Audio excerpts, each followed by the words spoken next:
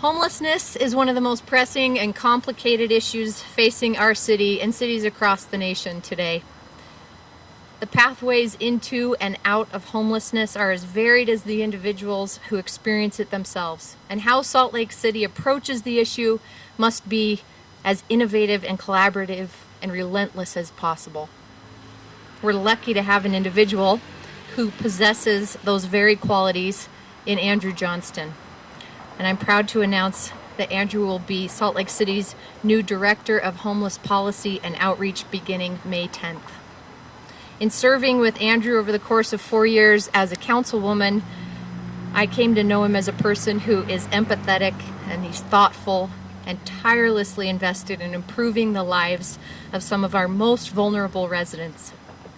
Andrew cares deeply about homelessness, affordable housing, equity, and access to opportunity for all. He's a person who doesn't just work from behind a desk, and that's evidenced by the location we chose for this press conference today. Every afternoon from last June right up till today, and probably next week too, Andrew has hosted a meeting here with community members of North Temple to address the difficult problems facing this part of our city. And I've seen him approach these multifaceted issues with grace and compassion, never giving in to frustration and blame, but always seeking connections and solutions and improvement in the lives of his constituents. It's incredibly significant that Andrew would step away not only from his position representing his community as a city council member, but also from his role as Chief Strategy Officer for the Volunteers of America for Salt Lake City, or in Utah rather, in order to lead out on homeless policy and outreach for Salt Lake City. It's a move that illustrates Andrew's commitment to every resident and business of our city, and I have every confidence that he will ensure our city leads the state towards progress on our statewide humanitarian crisis around homelessness. Andrew, thank you, and I can't wait to work with you in this new role. Next up, we'll hear from Councilmember Johnston, followed by Council Chair Amy Fowler, and happy to take questions at the end.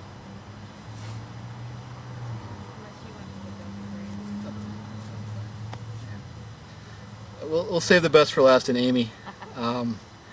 I don't have prepared remarks, so bear with me for a second. It's been a bit of a roller coaster the last few days since the mayor talked to me about this concept. And to be honest, there are very few reasons why I would step away from my city council responsibilities and also Volunteers of America. This issue is one. I'm not sure there's an issue right now that faces us nationally and also locally that is impactful on human lives, our families, and our community as unsheltered homelessness and sheltered homelessness at this point. And so the opportunity to participate in an inflection point with the amount of funds statewide, nationally coming in with stimulus, with the interest, I guess, on policy level, policymaker levels from multiple communities. This is one of those times when we can make a big difference, and I hope that I can be a part of that and assist the mayor, the city council, the city as a whole to get us to a place where we don't have folks who don't have a place to sleep tonight. I want to say a quick something about District 2, the West Side. This is part of my neighborhood, the Fair Park area, Poplar Grove, Glendale. I was slightly surprised when I chose to run, and slightly surprised when they elected me, even the second time. And I've been humbled and grateful to represent so many good people over here. It's not an easy thing to walk away from the trust they put in me to spend 4 years in their behalf. And I hope they'll hear when I say it's been a pleasure and an honor. I've been humbled and I've learned a lot from them.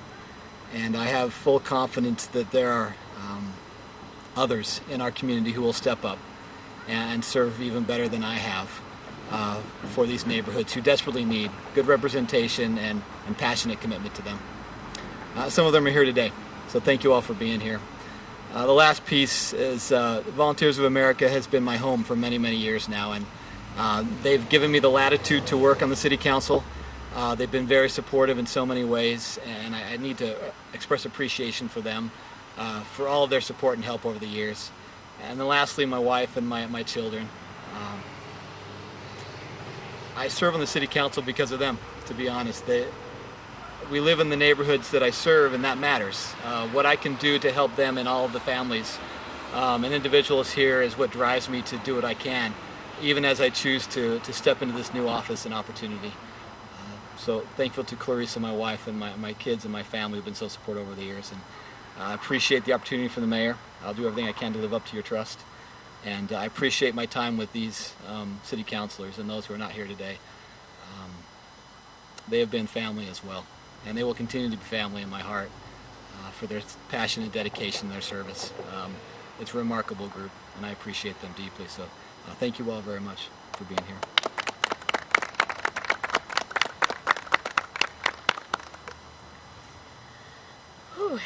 When I was very first elected, my cubicle was across the little hallway of Andrew's cubicle in our city council offices.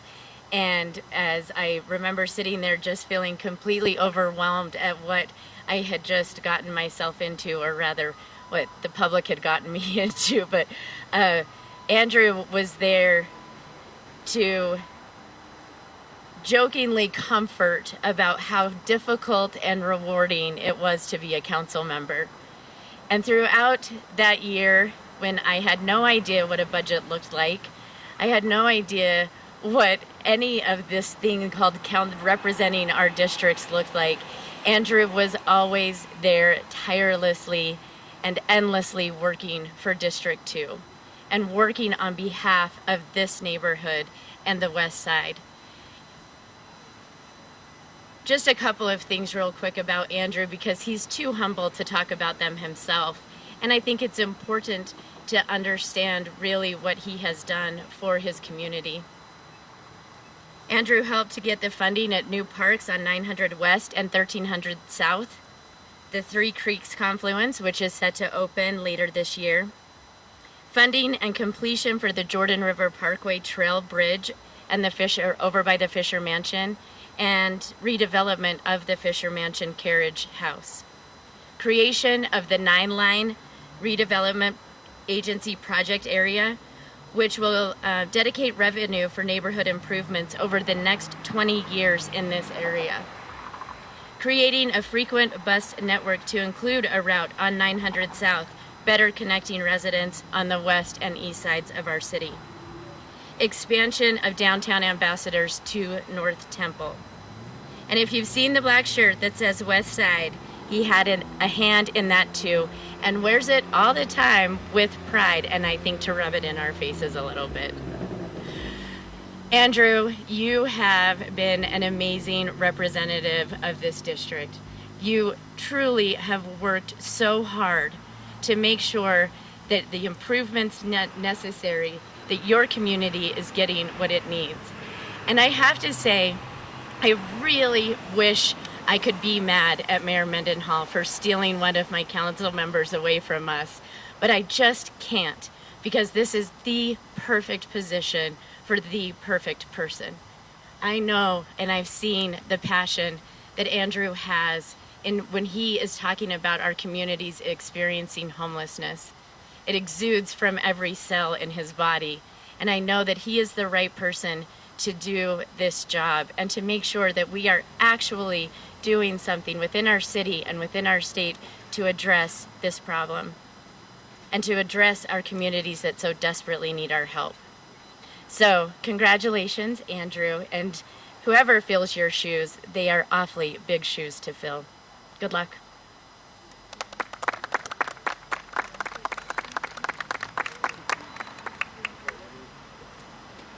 Are there any questions for any of us?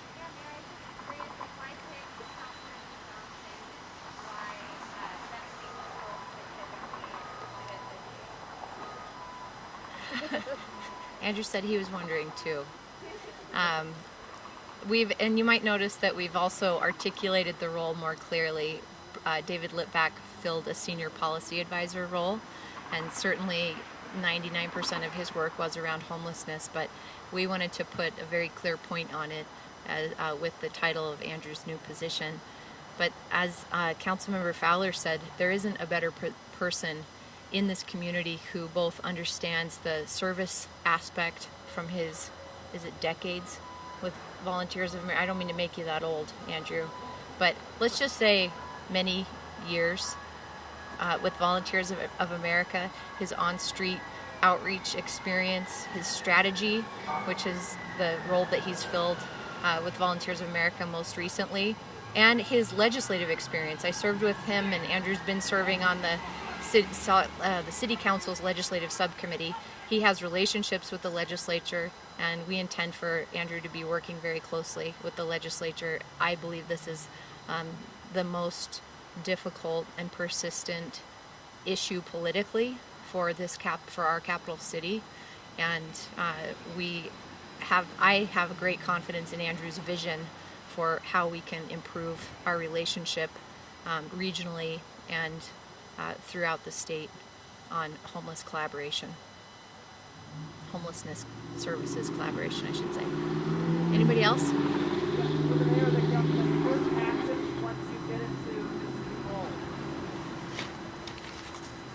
Well, I'll start, and I'll just say, for any of us who come into elected positions, you recognize very quickly that the city doesn't wait for anyone to come up to speed. There are issues today that we'd like Andrew to begin working on and addressing, but certainly collaboration with our new state homeless coordinator, Mr. Wayne Niederhauser, will be one of the first tasks of beginning to strategize and collaborate there, but I'll let Andrew answer any other. We're early. It's early. You don't have to present your plan. Lay out the plan. The first thing is I advise the mayor, and so we'll make sure we're on board together with her vision and some input from me. But yeah, Mr. Niederhauser is going to be a huge piece of this. The State Homeless Council, which is new, combined with the private and public funding for Housing Preservation Fund, along with federal stimulus money this fall, there's going to be a lot of preparation going on now through the Salt Lake Valley Coalition and Homelessness about planning for that. What are the priorities for that funding coming in? How can we make the biggest impact for immediately this year, particularly going into next fall and winter, and also for the next 5 to 10 years in housing and other services, because we don't get this sort of infusion of money very often. And it's got to be well planned and well prepared to do. There are a lot of folks doing that currently. I think we need to bring the city into that as closely as we possibly can, collaborate city, county, state, private entities to have a good, strong framework laid out so that when September, October comes and the Rescue Act funds are here, when the State Homeless Council is up and running more firmly, and when the philanthropic group and the Preservation Board has their plans in place, they're all connected very tightly. So we're not at odds with each other, and we have some very clear marching orders quickly.